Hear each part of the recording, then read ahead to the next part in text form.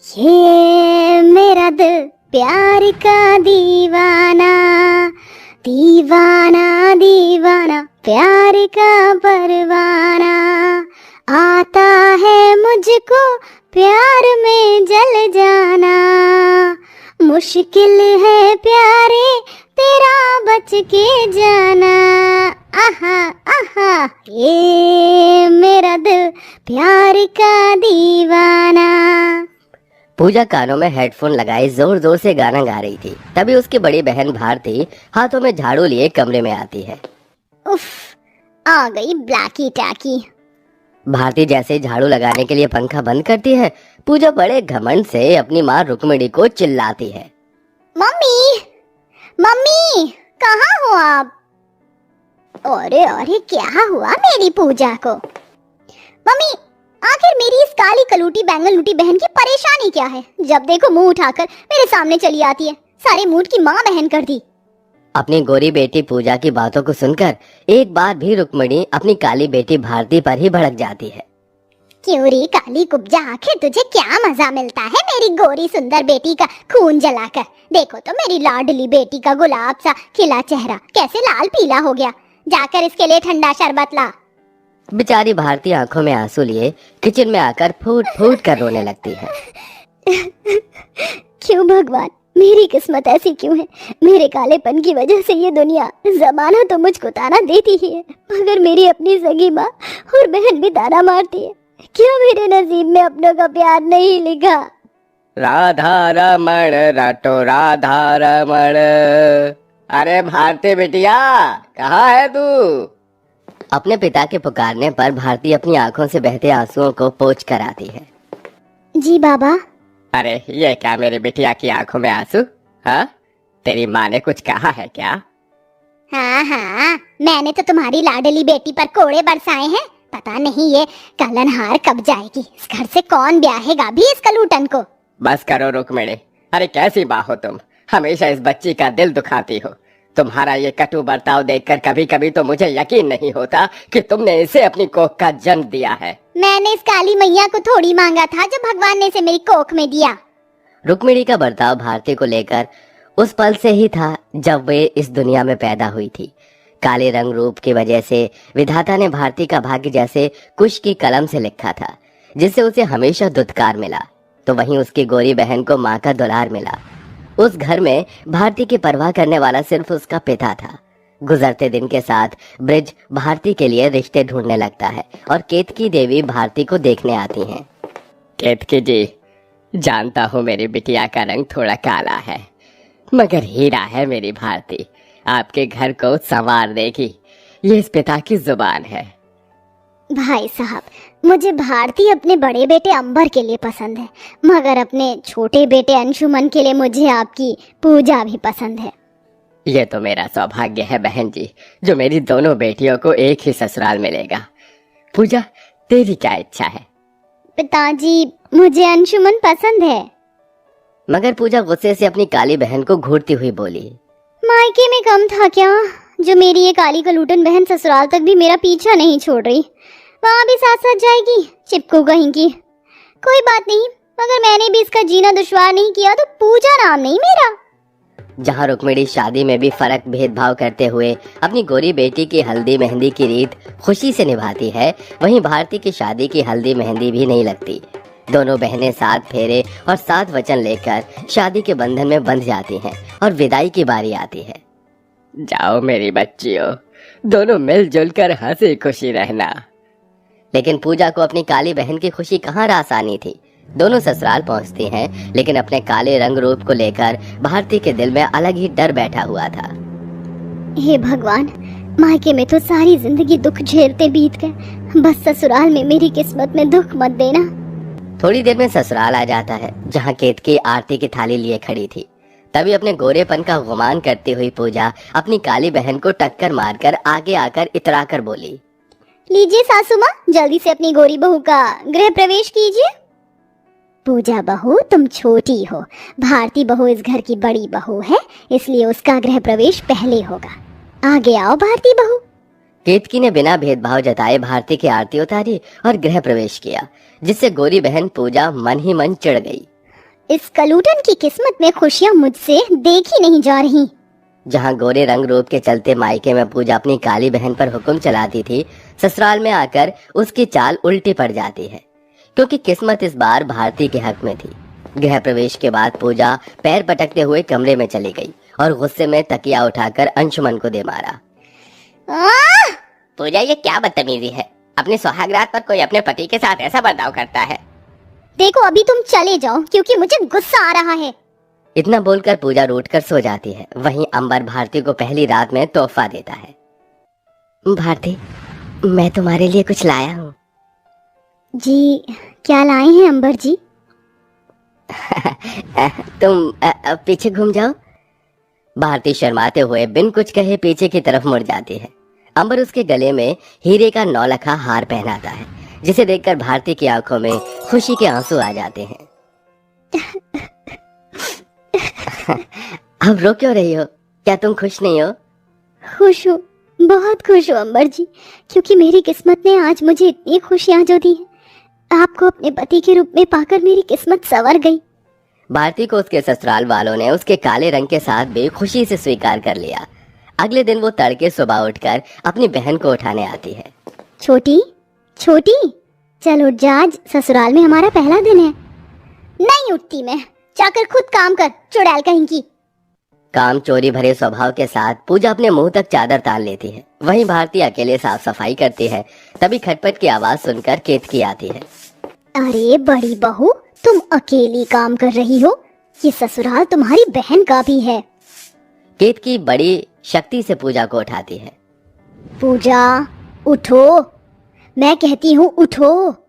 आज तुम्हारा ससुराल में पहला दिन है, जाकर काम करो। माँ जी, मुझसे काम नहीं होगा। पता है आपको, खास शादी के लिए मैंने अपनी बॉडी की पॉलिश कराई थी। अगर मैंने पानी का काम करूंगी तो ये उतर जाएगा। अरे तो ये कोई एशियन पेंट थोड़ी है जो सालों साल चलेगा। और तुम्हें धूप में जाकर काम नहीं करना जो तुम्हारा गोरा रंग ढल जाएगा। पूजा नाक मुंह सिकोड़ कर काम करती है। ऐसे ही दिन गुजरते हैं, मगर भारती के मीठे स्वभाव के चलते सभी उसकी बड़ाई करते, जिससे पूजा खूब जलती। गुजरते कई महीनों के साथ वो गर्भवती हो जाती है। माँ जी, बाबूजी, मुझे आशीर्वाद दीजिए, आप दादा दादी बनने वाले हैं। अरे क्या सचमुच बहू? हाँ? अरे दूध नहाओ पूतो फलो, आज तो मैं बहुत खुश हूँ। ये सुनकर पूजा दांत पीस लेती है। मेरे मूर्ख ससुराल वाले मेरी काली कलूटन बहन को प्यार तो ऐसे जता रहे हैं जैसे कि अभी बच्चा पेट से बाहर आ गया है। मेरी कलूटन बहन की किस्मत में मैं इस बच्चे की खुशी आने से पहले ही मार डालूंगी इसे। भारती बहू, तुम्हें ज्यादा से ज्यादा आराम करना है, क्योंकि शुरुआती महीने बहुत ही संभल कर रहने की जरूरत होती है। इसलिए पूजा बहू, आज से घर के काम तुम करोगे।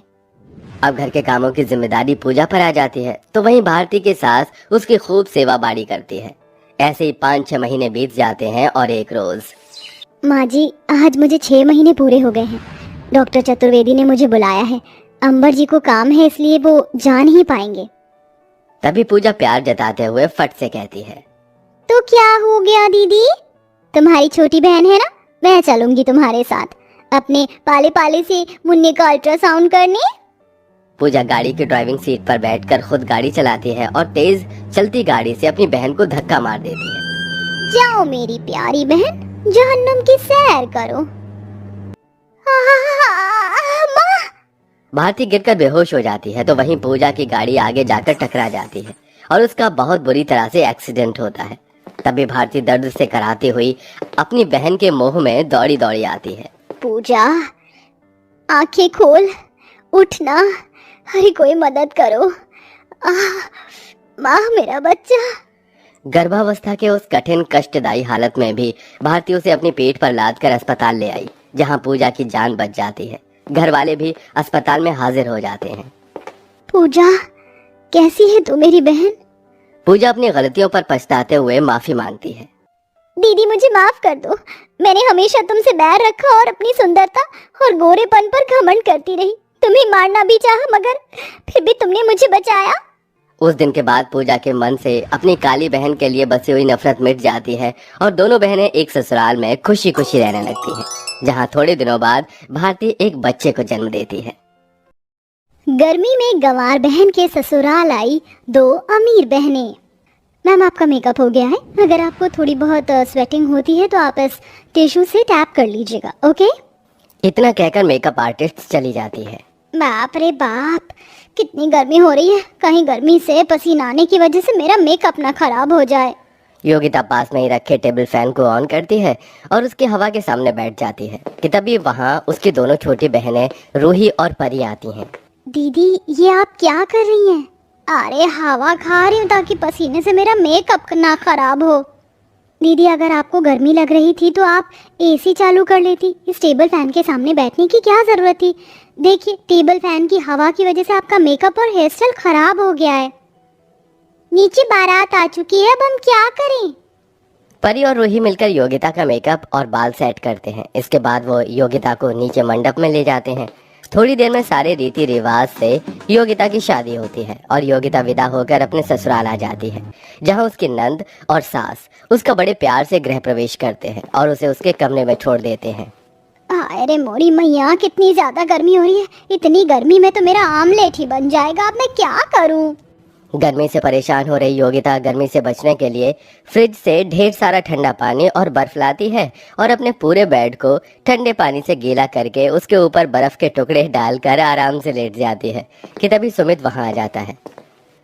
सुहाग रात के दिन तो दूल्हा दुल्हन के बेड पर गुलाब के फूल होते हैं और मेरे बेड पर ये बर्फ के टुकड़े। अरे, आप आ गए।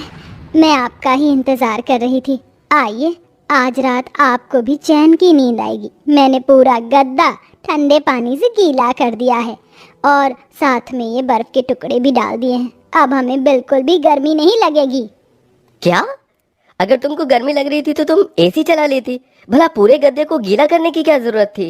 अरे, मुझे एसी वैसी पसंद नहीं है, इसलिए मैंने अपनी देसी तरकीब लगा ली। इतना कहकर योगिता सोने चली जाती है और बेचारे सुमित को न चाहते हुए भी पूरी रात उस गीले बिस्तर पर बितानी पड़ती है। सुबह होते ही योगिता उठकर तैयार होती है और भगवान की पूजा पाठ करके अपनी पहली रसोई का खाना बनाने में लग जाती है। इस गर्मी और पसीने ने तो मेरा बहुत बुरा हाल कर रखा है। क्या करूं इससे बचने के लिए? बार बार लग रही गर्मी और पसीने से परेशान होकर योगिता फ्रिज खोलती है और फ्रिज के साइड में जमी हुई बर्फ को लेकर अपने पूरे मुंह पर लगा लेती है और अपनी रसोई का खाना लेकर हॉल में जाती है। ये क्या है भाभी? ये सफेद भूत बनकर क्यों घूम रही हो? अरे, मैंने तो अपने चेहरे पर ही ठंडी ठंडी बर्फ लगाई है जिससे मुझे गर्मी ना लगे। लेकिन बहू, किचन में तो एग्जॉस्ट फैन लगा हुआ है तो उसे चला लेती। तुझे ये बर्फ लगाने की क्या जरूरत थी? अरे माँ जी, क्यों ये मशीन चालू करके घर की बिजली का बिल बढ़ाना? मैं अपने जुगाड़ से यूं ही गर्मी दूर कर देती हूँ। योगिता के नई नवेली बहू होने की वजह से उसकी सास नंद उससे कुछ नहीं कहती और ऐसे ही कुछ दिन गुजर जाते हैं। मेरा पैर, ये छत है या अंगारे। मैं तो यहाँ गीले कपड़े को सुखाने के लिए आई थी लेकिन खुद ही पसीने से गीली हो गई। एक काम करती हूँ, जाकर नहा लेती हूँ। लेकिन दोपहर के 2 बज रहे हैं और इस वक्त तो टंकी का पानी भी गर्म हो रहा होगा। इतने गर्म पानी में गर्मी से नहाऊंगी तो मैं मर ही जाऊंगी। अब मैं क्या करूं? योगिता इतना सोच रही होती है कि तभी उसके मन में ख्याल आता है और वो किचन में जाकर फ्रिज के अंदर रखा हुआ सारे ठंडा पानी लाकर नहा लेती है। अरे अंतरा बेटा, ये फ्रिज में से ये सारा ठंडा पानी कहाँ चला गया? पता नहीं माँ, मैं भी वही देख रही थी। अरे माँ जी, फ्रिज के ठंडे पानी से तो मैंने नहा लिया। वो क्या है ना, बड़ी गर्मी लग रही थी। भाभी, अगर इस घर में किसी को गर्मी लगती है तो एसी, कूलर, पंखा चालू करके उसके सामने बैठता है, ना कि फ्रिज के सारे ठंडे पानी से नहाता है। अब हम लोग इस गर्मी में भला क्या गर्म पानी पियेंगे? अपनी नंद को इतना गुस्सा होता देख नंदिनी उससे कुछ नहीं कहती और वापस अपने कमरे में चली जाती है और ऐसे ही समय गुजरता रहता है। समय बीतने के साथ साथ जहां एक तरफ गर्मी बढ़ रही थी, वहीं अब योगिता की गवार वाली हरकतें बढ़ रही थीं। इतनी कड़क धूप है फिर भी ये घास देखो, बिल्कुल बर्फ की तरह ठंडी है। अगर मैं इन घास को ले जाकर पूरे घर की जमीन पर बिछा दूं और इन पर ठंडा ठंडा पानी छिड़क दूं तो घर की जमीन बिल्कुल ठंडी रहेगी। योगिता आंगन में ढेर सारी घास तोड़ती है और पूरी घास की जमीन पर उसे बिछाकर उस पर ठंडा ठंडा पानी छिड़क देती है। तभी वहां अंतरा और संगीता आ जाती हैं। भाभी, ये सब क्या है? ये पूरे घर में घास क्या कर रही है? ये घास तो मैं लेकर आई हूँ, अब देखना इन घास की वजह से हमारा घर कितना ठंडा रहेगा। योगिता बहू, गंवारपन की भी हद होती है। शुरुआत में तो मैंने तुझे कुछ नहीं बोला, लेकिन तेरी तो दिन पर दिन गंवार वाली हरकतें बढ़ रही हैं। लेकिन माँ जी, मैं तो बस घर की जमीन को ठंडा रखना चाह रही थी ताकि किसी को भी गर्मी ना लगे। भाभी, कोई जरूरत नहीं है आपको ये जमीन ठंडा करने की। आपकी गंवारपंती की हरकतें अपने तक ही रखिए, समझिए आप। दिन पर दिन बढ़ रही योगिता की गंवारपंती हरकतों से घर में हर कोई उससे परेशान होने लगा था। योगिता बहू, तूने सुबह ही तो ढेर सारे बर्तन धोए थे, तो ये बर्तन कहाँ से आ गए? माँ जी, गर्मी लग रही थी, इसलिए मैंने सोचा कि मैं ठंडे पानी में बर्तन धोऊंगी तो मुझे ज्यादा गर्मी नहीं लगेगी।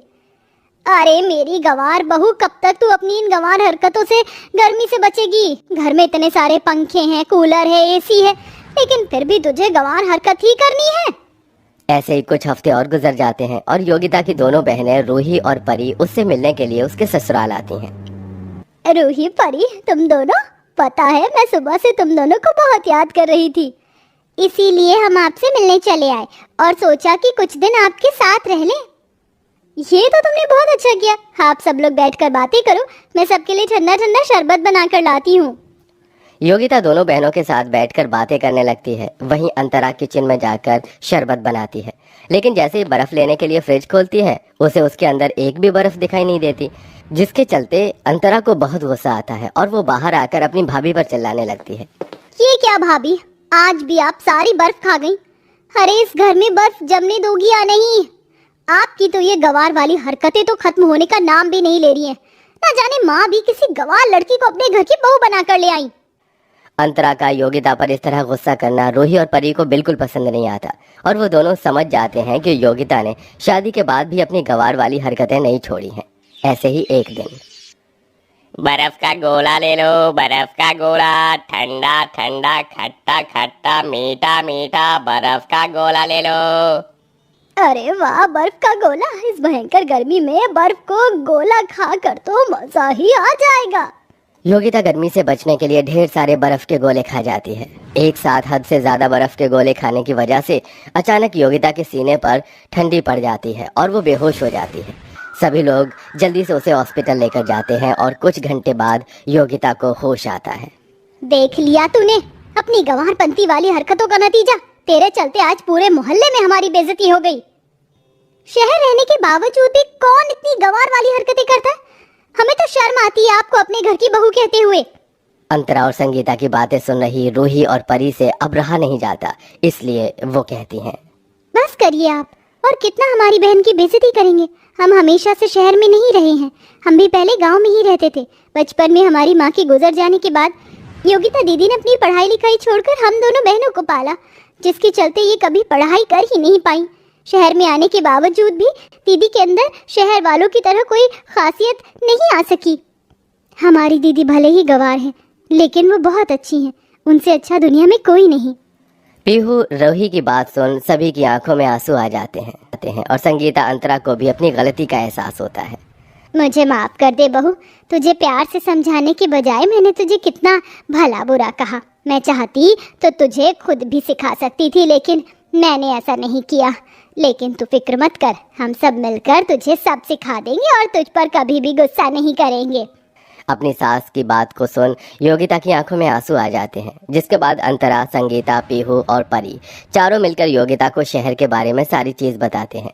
साथ ही साथ उसे गर्मी लगने पर एसी कैसे ऑन करते हैं और गर्मी से बचने के लिए हम क्या क्या कर सकते हैं, सब कुछ बताते हैं। जिसके चलते योगिता कुछ ही दिनों में काफी कुछ सीख जाती है और धीरे धीरे अपनी गंवारपंती वाली सभी हरकतें छोड़ देती है।